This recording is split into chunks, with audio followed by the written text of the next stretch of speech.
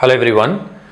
I was supposed to post the chakra cleansing video today. Many people have asked me with the feedback with Kundalini when we discussed in the previous video.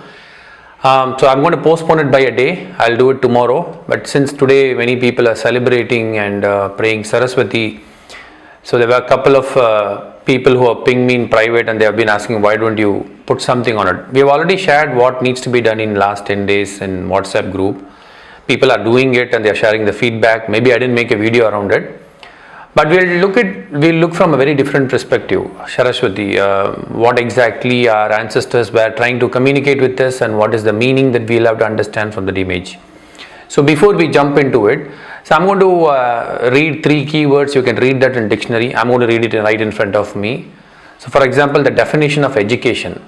So education, what it has written is the process of teaching or learning, especially in a school or a college, or a knowledge that you get from this. That is called education. That's the definition of education. This is from Cambridge Dictionary.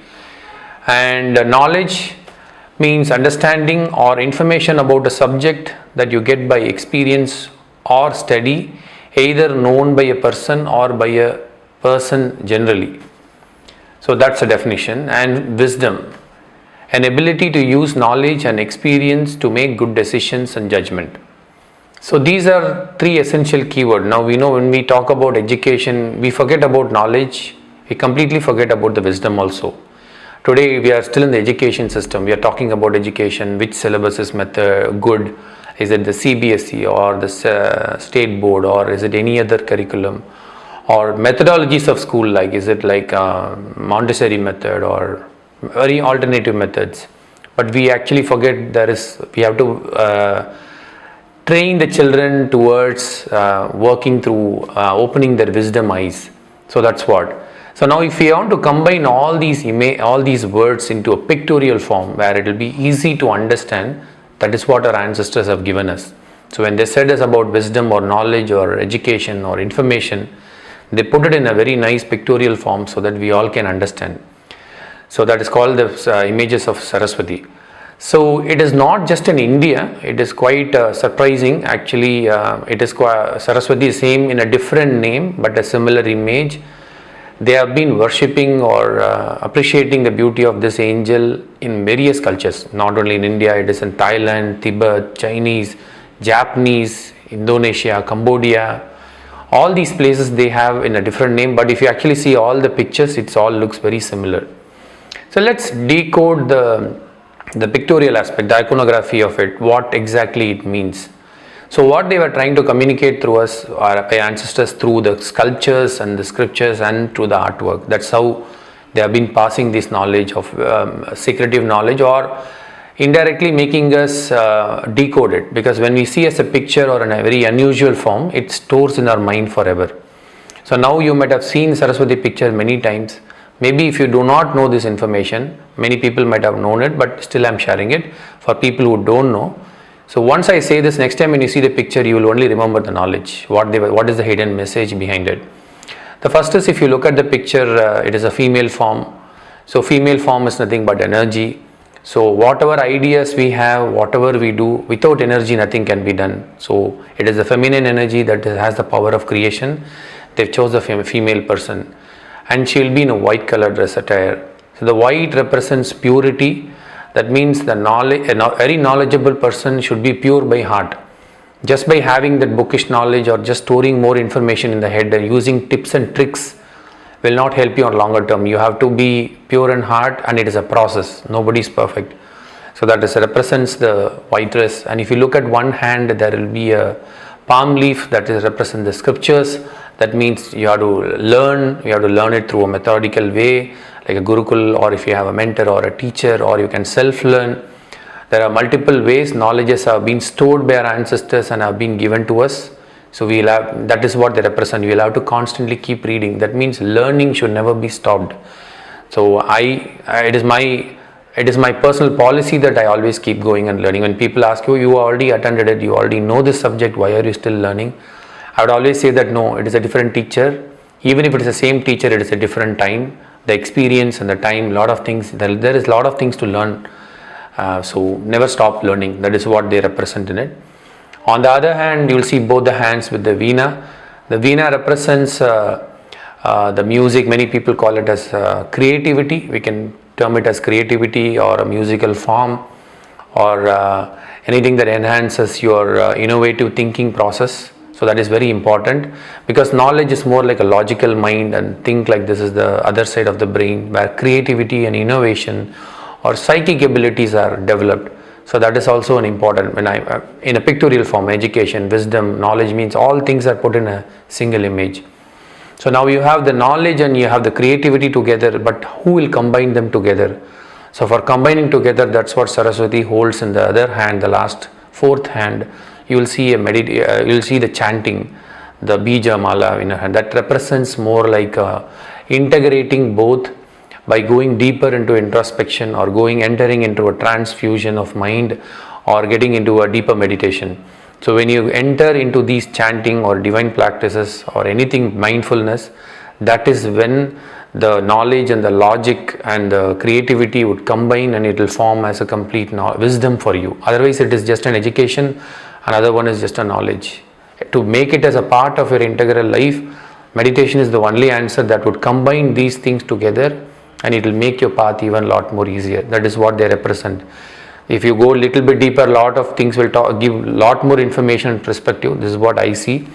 And if you take the veena part of it, there are multiple divisions. The classical veena, which is actually equivalent to the number of bones in the spinal cord.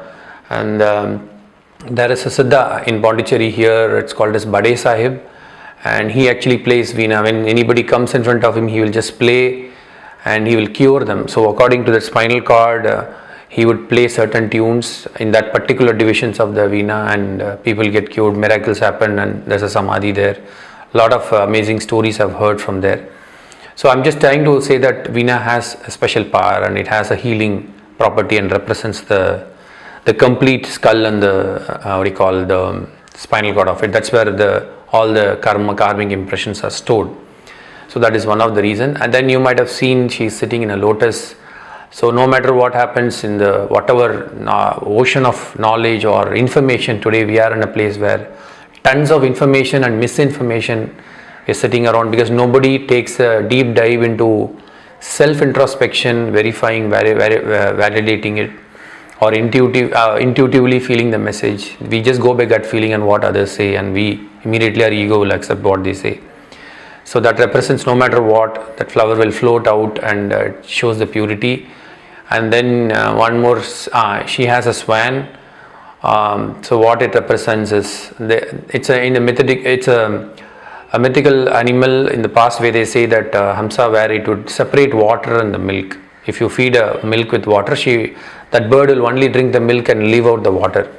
So what they actually try to integrate is, talking about that bird alone will be a very detailed topic. So what it does, what they mean by is discrimination, the power of discrimination, ability to take all the information as a perspective of everyone, and able to separate it without any bias or any cognitive errors. So we need to, whatever people say, you need to know how to separate the information and take only the good things from it and discard the bad things. So that power. So that's the beauty of that picture. So there is a lot, we can talk about it for a long time. If you talk about iconology or iconography or etymology of these words and all, it's amazing.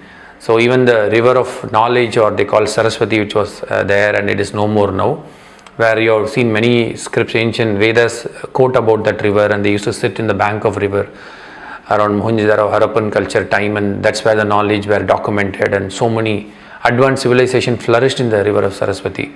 So there's a deep science, we'll talk about that river alone in a separate video. But for now I want to say that how I want you to take this day to appreciate the beauty, how our ancestors had this much of in-depth, fine-tuned, refined knowledge, wisdom and education, and they were able to put it in a pictorial form so that we all can understand it. And if you take the lotus part of it, as I said, no matter how much of information they float out.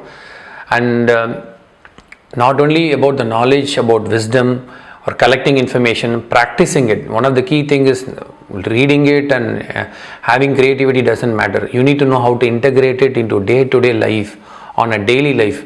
If you learn something about max, means there is an application. We just don't look it from that angle.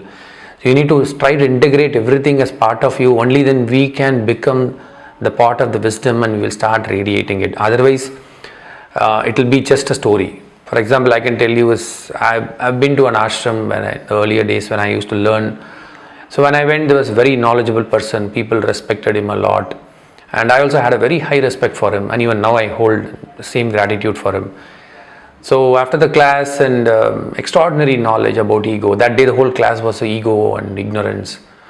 So then we both sat in a car and we were driving, we're coming out of the place, and immediately somebody just quickly, two-wheeler zipped and a couple of people ran away, and he applied the brake and he down his window and he started yelling at them. I felt a little bit uneasy because we are like talking about ego and presence of mind, and suddenly we lost that control. And after like few minutes he realized it. He said, oh shit, I should not have I lost my sense. It is natural for anybody, including me, that we might say, okay, you have every knowledge, it's very tough to inculcate. No, it is a practice. Through practice, sometimes before getting into that anger zone only we'll realize that is the power. Sometimes after that you will realize that your moral compass will wake up.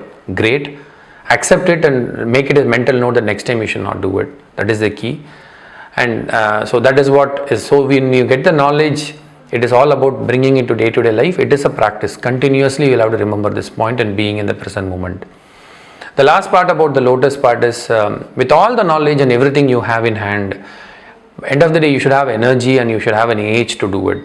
Because by the time you want to learn some subject or mastery something, knowledge is an ocean. It doesn't take, one lifetime is not enough. That's what even Siddhas have said.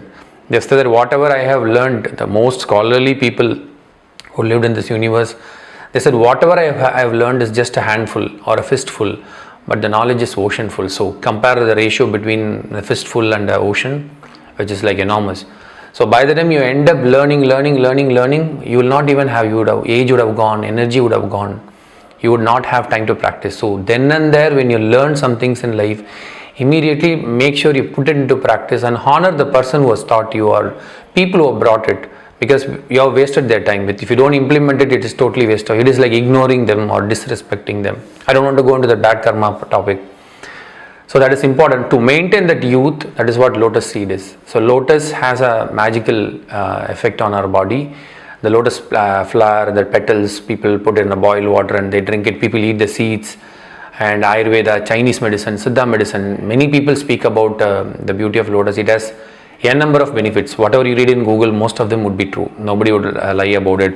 Cleans the gut, good for uterus, high for impotency, good for impotency, anti-aging, or a lot of other things. And one of the beautiful thing about lotus root or stem is, when I had an opportunity to be in Japan for a few days, a couple of years back, and I saw most of them had that meal. The children, they have lotus stem in their meal. It is part of their day-to-day meal.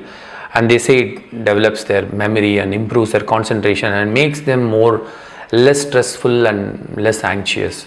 So when you are learning more and more knowledge, sometimes at one stage you will feel a lot more stressed or overwhelmed with the knowledge, or you will get more scared because you know too many information and you know the outcome, you will get scared. The idea is the next level is the calm and the blissful state through knowledge. So that is when the lotus would help you as a medicine. See how thoughtful our ancestors were. Each and every element we can talk about it, and why Saraswathi has kept the leg above, one leg below. If you keep on talking about the image, each and every element we can decode and talk. But this is the overall crux of the information, what each represents. So knowledge is not just power, it is the wisdom. It is how you use it in day-to-day life. Those things matter.